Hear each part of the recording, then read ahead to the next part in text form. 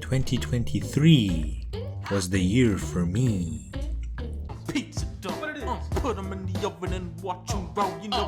Okay, this game is a stars-aligned situation. The creator was fed up that we weren't getting any new releases of Wario Land, so he took the mechanics of that game and added a unique, uncannily familiar animation style with easily the best soundtrack of the year. If you told me you found this game on your cousin's floppy disk from 1998, or that you found it on Newgrounds in 2005, or that it came out this year, I'd believe any of those things. Peppino is such a fluid character, the way he moves and changes expressions is stunning. He doesn't have a line of dialogue, yet he has so much character to him, just with his body language. All the characters are iconic, Peppino, all the bosses, the enemies, fucking Mort. And plus, Peppino is so likable. He's kind of a scaredy cat half the time and oh shit, he has a fucking gun, run! This game is already a classic, a timeless masterpiece. I feel like I've known it all my life. The controls and movement take a bit to get used to, but when those gears start running, get the fuck out of the way! I absolutely adore the first 3 hub worlds of this game, but for me personally, the last 2 hub worlds just had way too many gimmicks in them, and it kinda broke that flow of maintaining your sprint momentum, sliding and wall running, constantly making sure you still had the speed to insta-kill enemies. Like for once, I just like a level that's just a timed escape part with a tough route, but no gimmicks, just wall running and sliding. Hey, I like a level with no gimmicks. No gimmicks? And hold the enemies. Hold the enemies? Hey Donnie, give me a level with nothing. Nothing? Now that I think about it, there's probably a custom level that is just like that. This game already has a booming modding scene, plus its development was not kept secret at all, so people are free to dig in. I mean, also the game can get kinda hard sometimes. I mean, I know, get your journalist gamer jokes out, but yeah, it is pretty hard, but if you put more time and effort into it, you can probably get at least an S rank lickety-split. It definitely demands that you master each level and its gimmicks separately for that beautiful P rank. This game is simply special, a rare gem that Indiana Jones would find in like the temple of fucking Tabaluga or something. Cyber Rush Funk Bomb? Myself and plenty of others have been waiting for that spiritual successor to Jet Set Radio. The chances of an actual sequel are down there with Half-Life 3. Oh wait, excuse me, what's this? They just announced a new one at the Game Awards? Are you fucking joking, dude? Sega, are you serious? Your lazy ass ignores the franchise for like 15 years, more or less, and then somebody treads on your territory and then you instantly bring it back? That's petty as fuck, dog. Anyways, I'm just gonna ignore that I received this information and go back to the review. The story is presented as if this game was still made in like 2003 with that sort of cringy faux street lingo that only like a white kid in a skateboarding movie would use. Again, if you told me this game was from then, I'd believe you. The atmosphere and style was nailed completely, along with the music that's actually featuring tracks from Hideki Nagamura, the guy that made the OG shit for Jet Set Radio. You have a lot more options when it comes to tricking, but for my personal opinion, not enough. Why have only one special when you have 3 buttons to combine shift with? Why nerf the shoe slide speed so much? And why are the controls still shit? And there's actually other stuff to do around the levels once the story is over, besides just, re-tagging the spots. And the achievements are hardcore as fuck.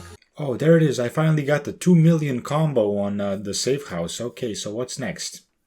Aha, great. So I'm not going to be getting the platinum trophy for this one. At the end of the day, this game felt more like it just scratched that JSR itch instead of actually bringing me the climax. I gotta try some different analogies. But I trust that Team Reptile could bring out a banger helping of some DLC, or maybe later down the line a sequel, hoping that they don't get sued or, they don't just get discouraged by the actual Jet Set Radio coming out.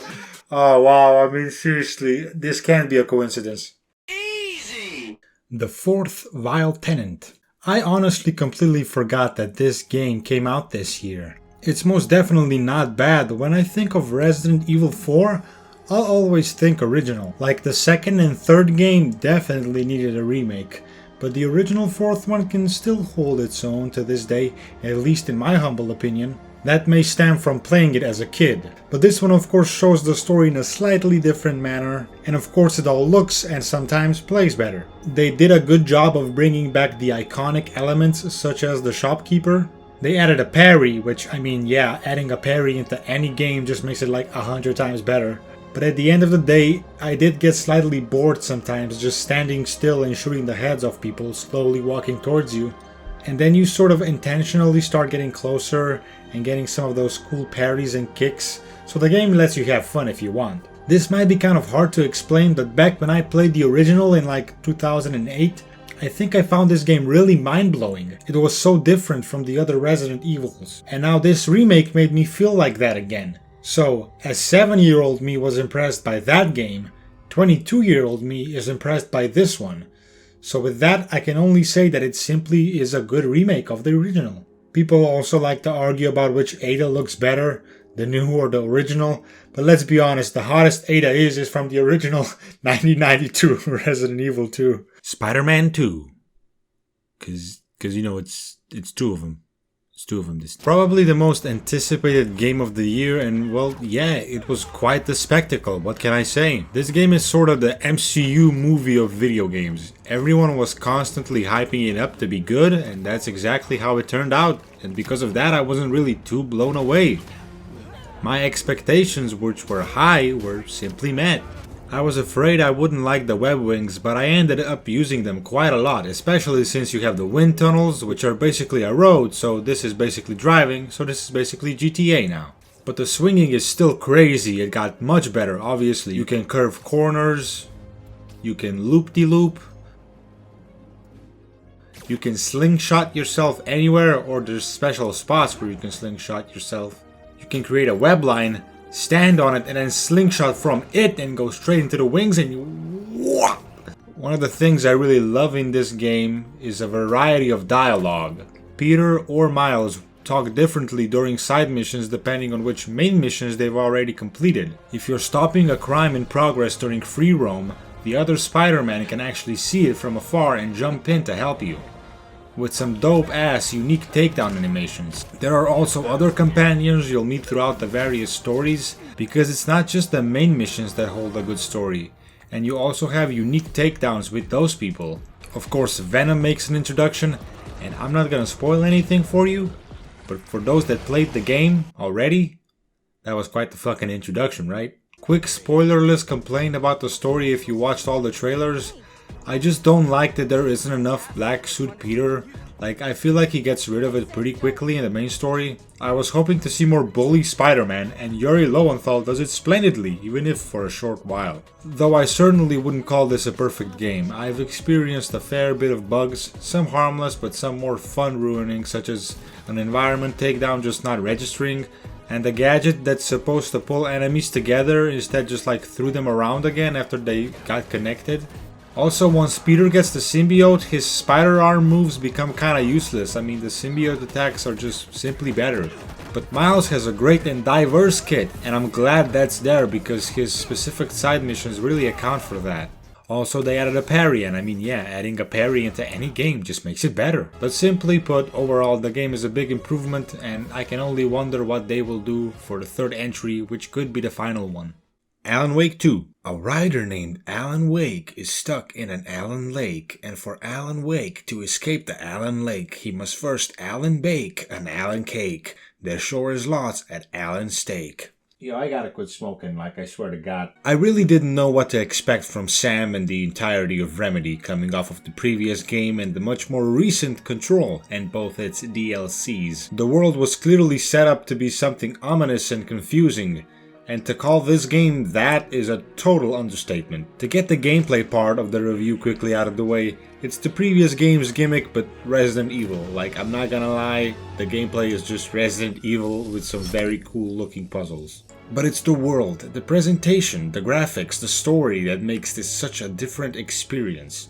The story itself features a writer writing a story. It's so meta, I'm surprised there isn't a VR version of this game. Every bit is a reference to something else, to another Remedy game, to a different piece of media altogether. The story and its secrets are spread across the maps and levels, giving you options to find more if you'd like. But try as you might, you'll never get the full picture, and you shouldn't want to. The sole purpose of this game is for you to constantly question it, theorize about it, come up with different interpretations.